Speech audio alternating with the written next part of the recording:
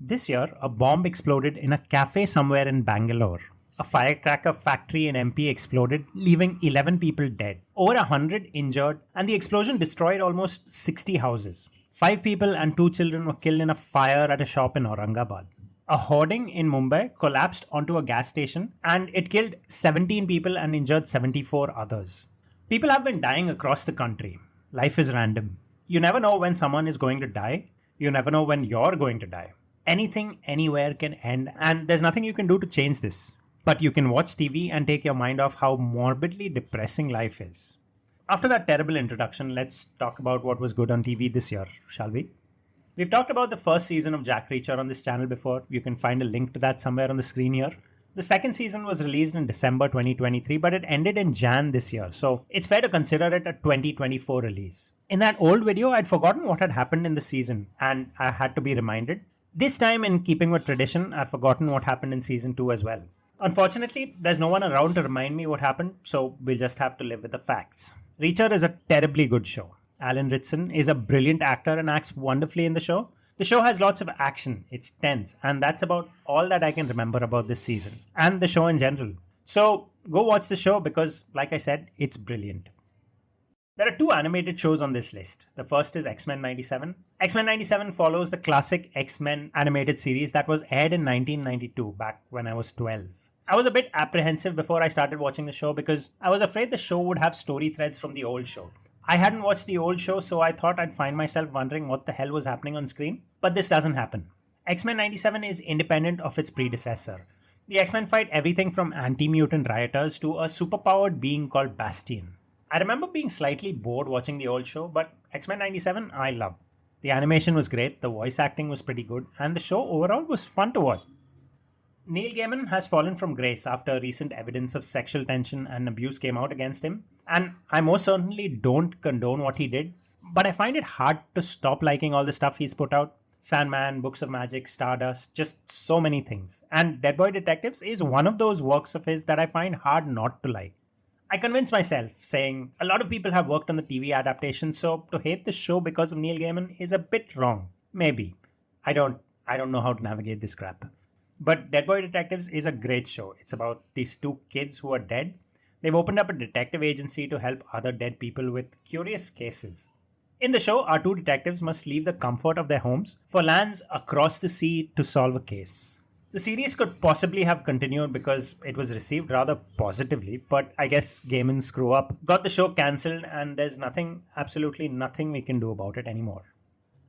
The second animated show on this list is Batman Caped Crusader. I'm a big fan of Batman the Animated Series. I think I watched every episode they aired on Cartoon Network back in the old days. And I was hoping Caped Crusader would follow tradition and be mostly the same, but it isn't. Caped Crusader is not as dark and brooding as the old show. It's not as tragic. It's just not as good as the old show. I was a bit disappointed, sure. But after a while, I sort of began to like the Caped Crusader. They changed a lot of elements from Batman's mythos, sure. But none of it really mattered to me. I grew to like the noir tones the show took up. I liked that they were paying a little more attention to the detective elements, although I remember a lot of that being in the old show as well. I even like Batman's Ears, a throwback to the old Batman comics. Overall, this is a pretty good Batman adaptation. Very different from the animated series, but still good. The 3-Body Problem, the book, was a drag to read. It was boring, there were time jumps that just didn't sit right with me. The characters seemed very hollow for some reason. But the show takes these exact things and breathes such beautiful life into the characters and the settings and the whole show. It's wonderful. The human race is about to be invaded by an alien race that quite possibly is much smaller than us, but much more advanced than us. The time it'll take them to travel from where they are to where we are, that's the time human beings will utilize to advance much further than the aliens. So the aliens set about disrupting our scientific advances to stunt our growth. How does the human race survive such an invasion? Does it survive such an invasion? The 3-Body Problem tells us. The show has wonderful characters, brilliant visuals, and a great story that I just could not follow in the books. This one is probably the only non-American show on the list. Parasyte the Grey is a South Korean show based on the manga. It's an original piece of fiction though, so while it's based on the manga, the story was created specifically for the TV show. A worker at a supermarket merges partially with an alien parasite, and the two together fight other alien parasites who want to take over the world. The show is grim, it's gritty, and feels nothing like a comic book adaptation, quite possibly because it wasn't a comic book adaptation to begin with, but you get what I mean. It comes from comics, but it doesn't feel like comics. I don't exactly remember the themes explored in the show. I think maybe it had something to do with how aliens and humans aren't that different after all in their need for survival. Whatever it was, I liked the theme, I liked the show, and what it eventually did with its characters and its premise. Video games don't necessarily translate well into films or TV shows. There are exceptions, of course, like The Last of Us. And there are films that I personally like Wing Commander, Mortal Kombat, and the Resident Evil films. But like 2023's Last of Us, Fallout seems to have done an exceptional job of adapting its source material. In a retro-futuristic Earth, a young woman called Lucy steps out of a bunker into a barren wasteland to look for a father who's been kidnapped by raiders. She stumbles into a number of problems along the way, makes some friends, makes lots of enemies, and comes across some rather odd characters.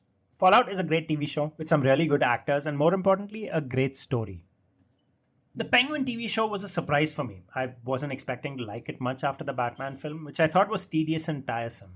This show takes a look at Penguin's life after the events of the Batman. It takes a small-time crook like the Penguin and throws problem after problem at him, and when he finally emerges at the other end, he's much more powerful, and also you hate him quite a bit. My favorite character in the entire show was Victor. I loved every minute he was on screen, and I was heartbroken when he went. The Penguin video is up on the channel, and you'll find the link for it somewhere on the screen. Before we get to the final two TV shows, let's talk about Agatha All Along. I was pleasantly surprised when Agatha All Along wasn't complete and utter crap like the last few Marvel shows. I, in fact, liked it quite a bit. Maybe it was all the magic, maybe it was all the trials, maybe it was just much better put together than most other Marvel shows. I don't know, but I had fun watching the show, and if you haven't already watched it, go watch it. I've been watching The Boys religiously almost immediately after a season is released, and this season was no exception. Although this season wasn't as nail-biting as the first few seasons, I've read the comics, I don't know why the show is still so nerve-wracking. It was still a fun season, filled with insights into our heroes and villains. It also had sufficient deviations from the comic that make it interesting. I mean, I'm a big Garth Ennis fan, a really big Garth Ennis fan, but I thought the comics weren't really good, like most of his other books. So these deviations from the comics, they made the show much better than it would have been had they stuck to the source material. I think the next season is going to be the last, and I'm sort of sad to see the show go. I don't think I've ever watched the old Karate Kid movies. I know what happens in the film more or less thanks to all the pop culture I'm surrounded by, but I've never sat down and watched the film. I did, however, play the first episode of Cobra Kai back when it was available on YouTube, and there was no turning back for me. The first season is a masterclass on how to write TV shows. And from the first time he showed up on screen, I've been a big Johnny Lawrence fan. And then as the series progressed, a fan of Miguel and Hawk as well. The show is simply the best thing that's aired in the last decade and maybe in all of space and time. I have tears in my eyes as I'm talking about this, and that's perhaps one of the reasons I haven't been able to make a video for this channel. I'm so attached to Cobra Kai that I'm sure I'll screw up the video or I won't be able to articulate what I feel and just fill the video with close approximations. And those are the best TV shows of the year. Let me know what your favorite TV shows of the year are. As always, like and share the video. Don't forget to subscribe to the Psycho Film Pirate, and I will see you next time.